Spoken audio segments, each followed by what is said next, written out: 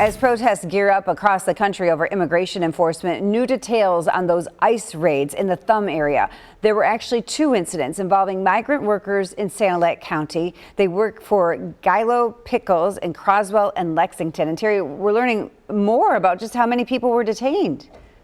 Yeah, Angie, it appears the number is somewhere between 10 and 20 migrant workers that were taken into custody.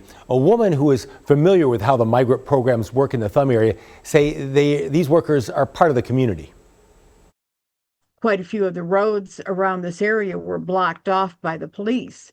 That's when people in Croswell realized that immigration and customs enforcement agents were in town on Friday. Sue Cox is familiar with migrant worker programs in Sanilac County. She says the ICE activity began a couple of weeks ago when buses transporting workers to and from Gilo Pickles were stopped by agents. 14 were taken into custody, 4 were released.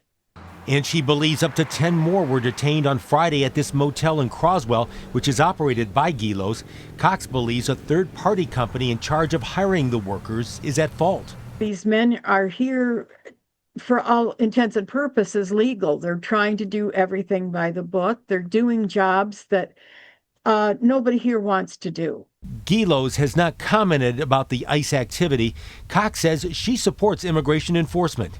It was promised that they were going after criminals and rapists and all of that. And these guys are vetted before they come in. Before they are given their visas, they have to go through screening and everything so that we're not bringing in criminals and rapists. She believes the loss of the migrant workers will hurt Gilos and other companies that depend on them. I don't see how it wouldn't, because if you can't have workers, you can't produce.